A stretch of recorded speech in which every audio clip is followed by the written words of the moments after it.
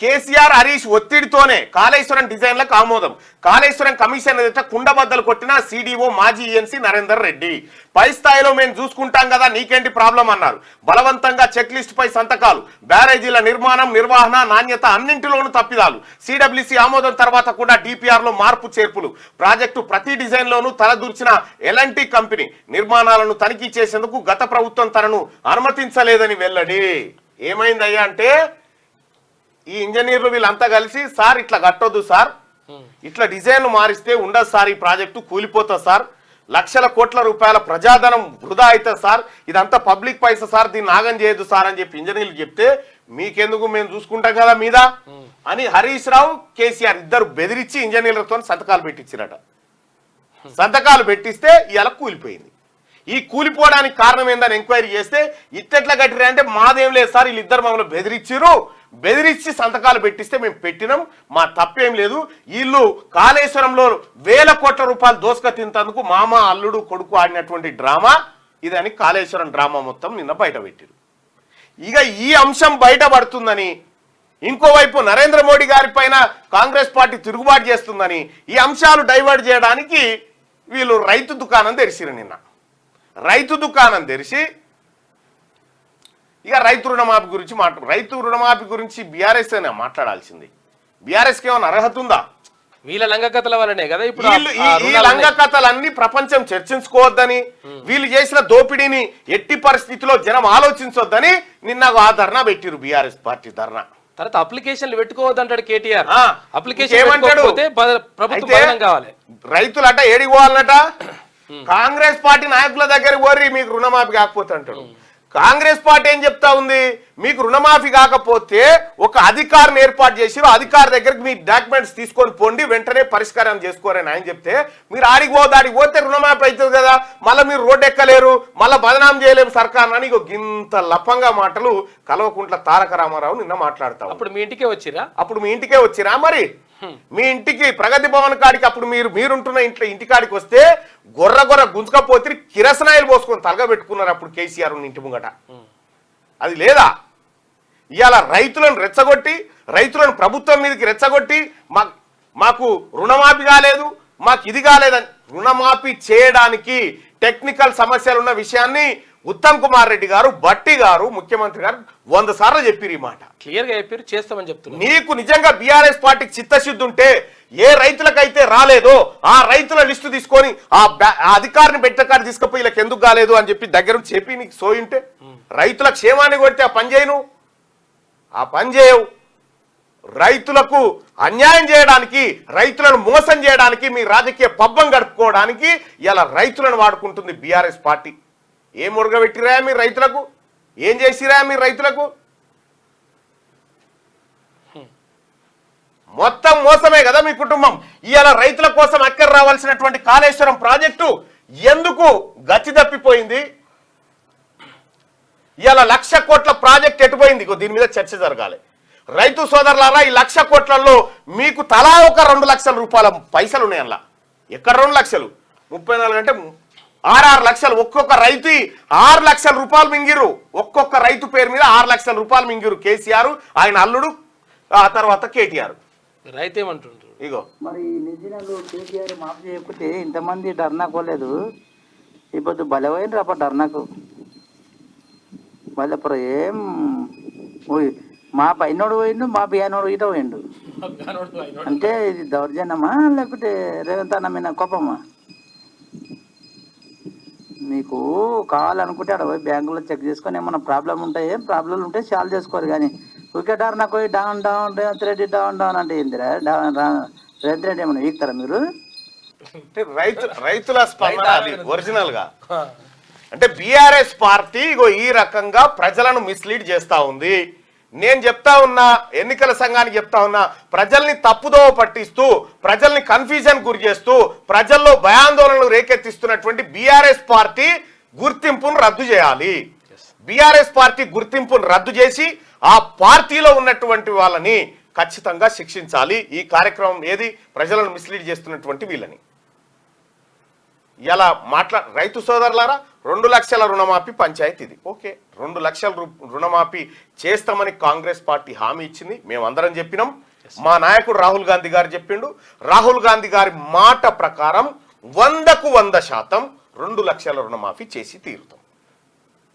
ఇది మాకు శిలాశాసనం అని మన ముఖ్యమంత్రి గారు కూడా చెప్పిండు. ఇప్పుడు చెప్పండి ఒక మాట, ఇక్కడ 2 లక్షల రూపాయలు దిట్టు పెడితే కాళేశ్వరం 1,00,000 కోట్లు కదా, 1,00,000 కోట్లు అంటే దాదాపుగా ఒక్కొక్క రైతు పేరు మీద 6 లక్షలు. ఈ 6 లక్షల కోట్లు ఒక్క రైతుది 6 లక్షల మింగిరు కదా, ఒక్కొక్క రైతు దగ్గర 6 లక్షలు. కేసీఆర్, హరీష్ రావు వీళ్ళు మింగిరు. దీని గురించి ఎవడు మాట్లాడాలి? 2 లక్షలు పెద్దదా 6 లక్షలు పెద్దదా? 6 లక్షల రూపాయలు ఒక్కొక్క రైతు పేరు మీద దోసుక తిన్నది కల్వకుంట్ల చంద్రశేఖరరావు కుటుంబం. ఎంక్వైరీలు అదే చెప్తున్నారు కదా. ఇగో ఈయన అదే చెప్తా ఉన్నాడు. ఎవరు? ఇగో సిడిఓ మాజీ ఈఎన్సీ నరేందర్ రెడ్డి చెప్తుంది అదే. అయ్యా, ఈ కాళేశ్వరం ఉండదు, కేవలం మీరు ఏది బుక్క తింటందుకే సరిపోతుంది, ఇది ప్రజలకు అక్కరకు వచ్చేది కాదు, ఇట్లా మేము పని చేయమంటే నువ్వు సంతకం పెట్టా, ఇగో పై స్థాయిలో మేము చూసుకుంటాం కదా, నీకేం ప్రాబ్లం, నువ్వు పెట్టు అని చెప్పి పెట్టించినట సంతకాలు. ఇదే కాళేశ్వరం మీద కాళేశ్వరం కట్టి ఒక 5-6 ఏళ్ళైంది. కాళేశ్వరం పేరు మీద జరిగిన దోపిడీ, కాళేశ్వరం ఎంత ప్రమాదమో, కాళేశ్వరము ఈ తెలంగాణ రాష్ట్రానికి అక్కెరకు రాదని, కాళేశ్వరం మనల్ని బతికించదు, మనమే కాళేశ్వరాన్ని బతికించాలని చెప్పి 6 సంవత్సరం ఫిబ్రవరి 23, 2016లో చెప్పిన నేను ఈ మాట. ఇగో ఇదే ఆ వీడియో. ఇగో చూడండి, కాళేశ్వరం ప్రాజెక్టు నిర్మాణ కథ విప్పిన మల్లన్న దాదాపు ఫిబ్రవరి 23, 2018లో చెప్పిన ఇది. ఇక్కడ మీరు ఒకసారి చూస్తే ప్రజలారా, అక్కడికి పోయి కాళేశ్వరం కట్ట మీదకి పోయి చెప్పిన ఇదంతా. ఏం జరిగింది, కాళేశ్వరం ఎంత మోసం, ప్రజలారా అప్రమత్తంగా ఉండాలని 2018లో హెచ్చరించిన లెక్క చూస్తే అనేక అప్లికేషన్లు తెలంగాణ ప్రభుత్వం వీళ్ళందరం కలిసిపోయి కాళేశ్వరం కట్ట మీద నిలబడి కాళేశ్వరం ఎంత ప్రమాదకరం, కాళేశ్వరం ద్వారా ఎంత కొంపలు మునగబోతున్నాయి, కాళేశ్వరం ప్రాజెక్టు కేవలం కేసీఆర్ ఫ్యామిలీలు ఈ పైసలు బుక్కెత్తందుకు పెట్టుకున్న ప్రాజెక్ట్ అని చెప్పిన. ఇవాళ సేమ్ అదే కదా. 6 సంవత్సరాల తర్వాత, దాదాపుగా 6.5 సంవత్సరాల తర్వాత తేలింది ఏంది ఇదే కదా. ఆ రోజు నేను చెప్పినా, ఈ రోజు ఇది జరిగింది. ఆ రోజు ధరణి గురించి చెప్పిన, ఇది ధరణి దరిద్రం అని చెప్పిన అన్నట్టుగానే ధరణి దరిద్రమైంది. ఇవాళ ధరణి వల్ల వేలాదికు ఒక ఇబ్రాహీంపట్నం కాడ ఓ రైతు కాళ్ళు పైకి తల కిందికి పెట్టి నా ధరణి సమస్యను పరిష్కరించమని పెడతా ఉన్నాడు. ప్రొబిటెడ్ ల్యాండ్ ప్రొబిషన్లో పెట్టి రకరకాల హింస పెట్టి రైతుల చేతుల్లో హక్కులు లేకుండా చేసి ఇష్టారాజ్యంగా భూములను డిస్టర్బ్ చేశారు. నేను 2019లో చెప్పిన భూ రికార్డుల ప్రక్షాళన పేరు మీద మొత్తం రికార్డులన్నీ మాయమవుతున్నాయని చెప్పిన, అన్నట్టుగానే మాయం చేసిండు. గ్లోబల్ ఇనావోన్కి ఇచ్చిండు రికార్డులకు సంబంధించి. ఇట్లా నేను కొన్ని 100 కుంభకోణాలు చెప్పిన కేసీఆర్, ఇవాళన్నీ బయటకు వస్తా ఉన్నాయి. ప్రజలారా, ఆ రోజు క్యూ న్యూస్ సత్య ప్రమాణంగా చెప్పింది, ఏం జరిగిందో చెప్పింది. అప్పుడు నాకు వేరే ఛానళ్లలో చెప్పే అవకాశం లేకుండే, కనీసం నేను వార్త రాద్దామన్న నాకు ఛాన్స్ లేకుండే. ఎందుకంటే ఆ యాజమాన్యాలు ఎందుకు ఇదంతా మనకెందుకు పంచాదన్నట్టుంటే, ఆ రోజు ఆ కోపంతో ఆ బాధతోటి ఇదంతా ప్రజలకు తెలవాల్సిన ఇన్ఫర్మేషన్ అని చెప్పి ఆ రోజు ఈ క్యూ న్యూస్ పెట్టి ఈ పేపర్లు దండాలకు కట్టి ప్రజలకు వివరించే ప్రయత్నం చేసిన. ఈ వివరించే క్రమంలోనే ప్రజలారా, నేను ఒకటి బయట పెడతా ఉంటే ఎన్ని డాక్యుమెంట్లు, ఎన్ని ఎకరాలై, ఎన్ని కుంభకోణాలు బయట పెడతాయి, ఎన్ని కేసులు పెట్టిరు నా మీద, ఎన్ని దాడులు చేసిరు మా మీద, ఎన్ని హత్యాయత్నాలు చేసిరు, ఎన్నిసార్లు మమ్మల్ని జైల్లో బంధించిరు, ఎంత హింసకు గురి చేసినా ఏ ఒక్కరోజన్నా కేసీఆర్కు తల వంచినమా? ఇవాళ ఈ పరిస్థితిలో ఉండి కూడా మేము ఈ పరిస్థితిలో ఉండి ప్రభుత్వాన్ని ఒకటి అనాల్సి వచ్చినప్పుడు కూడా అనేటువంటి భావనలోనే క్యూ న్యూస్ ఉంది, తీన్మార్మల నుండి తప్ప ఎవరికో మొంగ్యో కాదు. ఇవాళ మంచిని మంచి అని చెప్తా ఉన్నాం, చెడుని చెడని చెప్తా ఉన్నాం. ఇవాళ కేటీ రామారావు ఆయన మాట్లాడతాడు పత్రికలు జర్నలిజం గురించి. నువ్వే మాట్లాడాలి, నువ్వు మాట్లాడాలి పత్రికలు జర్నలిజం గురించి. నీ అయ్య అంటాడు, నీ అయ్య ఎట్లా తిట్టే పత్రికలను, మీడియా వాళ్ళని, ప్రగతి భవన్లో కూర్చో సన్నాసులు కూర్చోరి అని మీడియా వాళ్ళని సన్నాసులు, దరిద్రులు, ముట్టచోరుగాలు ఇవా మీ అయ్య. ఇక నువ్వు చెప్తావు మీడియా స్వేచ్ఛ గురించి. నీ బీఆర్ఎస్ పార్టీని 1000 కిలోమీటర్ల లోపల బాచి పెట్టాలి కొడుక, ఏమనుకుంటున్నావు? ఎక్కడ మీరు, ఎక్కడి తెలంగాణకు నీకేం సంబంధము? ఎప్పుడొచ్చినావు నువ్వు తెలంగాణకి? ఎక్కడ దోసుకున్నారు? ఈ కేవలం దోసుకోవడానికే కదా. ఏం చెప్పినావు కేసీఆర్ మాకాయాల? తెలంగాణ రాష్ట్రం వచ్చిన తర్వాత అవినీతికి పాల్పడితే నా కొడుకునైనా బిడ్డనైనా జైల్లో వేస్తా తప్ప ఇడిచిపెట్టనని చెప్పినావు. నీ బిడ్డ లిక్కర్ దందాలో దొరికి జైలుండే. నువ్వు ఏకపోతివి బతుకమ్మ చీరల స్కాము, గొర్రెల స్కాము, బర్రెల స్కాము, కరెంటు స్కాము, ఇటు కాళేశ్వరం స్కాము, ఈ సుందిలా స్కాము, ఎక్కడ చూసినా స్కాములే. నీ కొడుకు, నీ అల్లుడు, నీ బిడ్డ, మీరు నలుగురే మేసిరు కదా. ఈ మేసినటువంటి దుర్మార్గులు ఇలా తెలంగాణలో రైతులకు రుణమాఫీ జరుగుతుంటే ఇలా కళ్ళు మండుతా ఉన్నాయి. ఉన్నదో లేదో చదువుకుంటా ఇంత రైతులకు ముద్దెక్కువ తినిపిద్దామని ప్రభుత్వం ముందుకు పోతా ఉంటే, రైతుల కడుపు నింపుదాము, రైతన్న కన్నీరు పెట్టకుండా చూద్దామని చెప్పి కాంగ్రెస్ పార్టీ ప్రభుత్వం ముందుకు పోతా ఉంటే ఈ ధర్నాలు చేసి డ్రామాలు అయిలే. ఈ కాళేశ్వరం మీద ముఖ్యమంత్రి గారు, ఈ కాళేశ్వరం మీద దీని సంగతి ఏం తేల్చాలి, అతివేగంగా తేల్చాలి, అతివేగంగా తేల్చాల్సిందే. వీళ్ళ భూములు, వీళ్ళ ఆస్తులన్నీ కబ్జాలు పెట్టాల్సిందే, ప్రభుత్వం జప్తు చేసుకోవాల్సిందే. కేటీ రామారావు అంటాడు మొత్తం హైదరాబాద్ లో లక్షల స్క్వేర్ ఫీట్స్ కొట్టి పారేసిండు, వేలాది ఎకరాల భూములు కొట్టేసిండు. హరీష్ రావు లబ్బర్ చెప్పులు గతిలేనటువంటి హరీష్ రావు తెలంగాణ రాష్ట్రం ఏర్పడే నాటికి ఇవాళ 1000 కోట్ల రూపాయల స్థాయికి ఎట్లా ఎదిగిండు? ఎక్కడి నుంచి వచ్చింది? కాయ కష్టం చేసి తెచ్చిరా ఇవన్నీ? మా ప్రజలను, రైతులను దోపిడీ చేసిందే కదా. రైతుల నోట్లో మట్టి కొట్టి మీరు, మీ కుటుంబం బాగుపడ్డారు. కానీ ఇలా రైతాంగాన్ని ఆదుకొని రైతులకు కన్నీళ్లు లేకుండా చేయాలన్న సంకల్పంతో కాంగ్రెస్ పార్టీ ప్రభుత్వం ముందుకు పోతా ఉంటే, మీకు సిగ్గు లేకుండా, శరం లేకుండా ఇలా రైతులను తప్పుదోవ పట్టించి రైతాంగాన్ని చేయని చెప్పిందా కాంగ్రెస్ పార్టీ ప్రభుత్వం? చేస్తూనే ఉంది కదా. వాటి కోసం బడ్జెట్ కేటాయించింది కదా. 31,000 కోట్ల రూపాయలు మాఫీ చేస్తామని చెప్పింది, చేసి తీరుతాం. దీని సంగతి ఏందో చెప్పురిగా. ఫ్లడ్ లైట్ల వెలుతురులో హడావిడిగా పనులు, దోమలు తిరుగుతున్నాయా?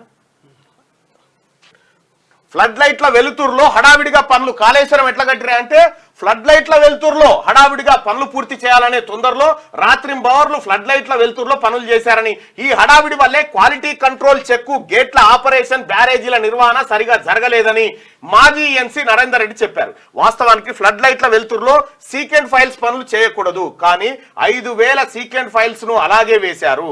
మేడిగడ్డ బ్యారేజీ డ్యామేజ్ అయ్యాక చక్కదిద్దడానికి అవకాశం ఉన్నా పట్టించుకోలేదు. డిజైన్ విషయంలో సిడిఓ సిఈగా నాపై అప్పటి సీఎం, ఇరిగేషన్ మంత్రులు ఎలా ఒత్తిడి తీసుకొచ్చారో నిర్మాణం విషయంలోనూ అదే తరహా హడావిడి చేశారు. అందువల్లే నష్టం జరిగింది. డ్యామ్ తో పోలిస్తే బ్యారేజీలకు కొన్ని పరిమితులు, అనుకూలతలు ఉంటాయి. వాటిని దృష్టిలో పెట్టుకుని రెగ్యులర్ గా, పీరియాడికల్ గా జరగాల్సిన తనిఖీలు, దిద్దుబాటు చర్యలు, మెయింటెనెన్స్ తదితరాలను చేపట్టాల్సి ఉన్నది. కానీ ఈ అంశాలను కనీస ప్రాధాన్యత ఇవ్వలేదు. నిజానికి బ్యారేజీలకు డిజైన్, డ్రాయింగ్ రూపొందించిన తర్వాత అందుకు తగినట్లు నిర్మాణం జరుగుతున్నదో లేదో చూడాల్సిన బాధ్యత సిడిఓ, చీఫ్ ఇంజనీర్దే. కానీ అందులో నాకు ఎలాంటి రోల్ లేకుండా పోయింది.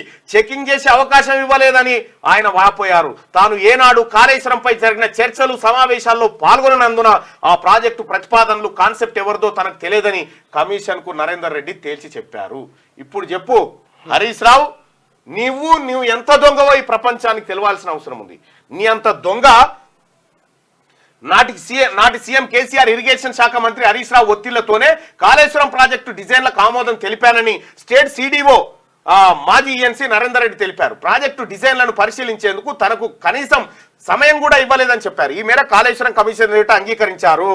తప్పు జరిగింది, తప్పు చేసింది కేసీఆర్, హరీష్ రావు అని చెప్పి మాజీ ఈఎన్సీ నరేందర్ రెడ్డి కుండబద్దలు కొట్టినట్టు కమిషన్ కూడా చెప్పేశాడు. కాళేశ్వరం ప్రాజెక్టులో అవకతవకలపై విచారణ చేస్తున్న justice PC Ghosh commission open కోర్టులో భాగంగా గురువారం సిడిఓ మాజీ ఈఎన్సీ నరేందర్ రెడ్డిని క్రాస్ ఎగ్జామినేషన్ చేసింది. ఈ సందర్భంగా జస్టిస్ పిసి ఘోష్ అడిగిన ప్రశ్నలకు నరేందర్ రెడ్డి సమాధానాలు ఇచ్చారు. బ్యారేజీల నిర్మాణం, నిర్వహణ, క్వాలిటీ చెకింగ్ ఇలా అన్నింటిలోనూ తప్పులు జరిగాయని ఆయన వెల్లడించారు. కాళేశ్వరం డిజైన్లలో హైడ్రాలజీ, ఇన్వెస్టిగేషన్ సంబంధించిన అంశాలతో నాకు ఎలాంటి సంబంధం లేదు. అలాంటప్పుడు చెక్ లిస్ట్ మొత్తానికి బాధ్యత వహిస్తూ సంతకం చేయలేనని హైదరాబాద్ లోని కాళేశ్వరం చీఫ్ ఇంజనీర్ కు తేల్చి చెప్పాను. ఆ వెంటనే నాపై ఒత్తిళ్లు మొదలయ్యాయి. పై అధికారులు అప్పటి సీఎం కేసీఆర్, ఇరిగేషన్ మంత్రి హరీష్ రావు ఫోన్లు చేసి చెప్పారు, పై స్థాయిలో మేము ఉన్నాం కదా, మీకేం ప్రాబ్లం, సంతకాలు పెట్టండి అంటూ నాతో బలవంతంగా సంతకాలు తీసుకున్నారు అని కమిషనర్ నరేందర్ రెడ్డి వాపోయాడు. ఎలాంటి మాట మార్చింది. కాళేశ్వరం డిజైన్లు, డ్రాయింగ్లను ప్రీమెచ్యూర్ స్టేజ్లోనే సర్టిఫై చేశారా అని కమిషన్ ప్రశ్నించగా నరేందర్ రెడ్డి వివరంగా సమాధానం ఇచ్చారు. డిజైన్లకు సంబంధించిన వ్యవహారాలకు మాత్రమే నేను జవాబుదారిని, కానీ హైడ్రాలజీ ఇన్వెస్టిగేషన్కు సంబంధించిన అంశాల చెక్ లిస్ట్ పైన సంతకాలు పెట్టాలని నాపై ఒత్తిడి తెచ్చారు. ఇవి చాలు కేసీఆర్ను, హరీష్ రావును లోపల వారేసి వీళ్ళు కసరగక్కేదాకా తొక్కి వీళ్ళు ఏమేమి తిన్నారో ఏమేమి మింగిరో జనం సొమ్ము ఇలా 6-7 లక్షల కోట్ల అప్పు అయిందంటే వీళ్ళిద్దరు పుణ్యమే. పోనీయమని ఎక్కడికి వచ్చిందంటే కేవలం వీళ్ళు దోసుక తింటాను సరిపోయింది. ఇది కాళేశ్వరంది.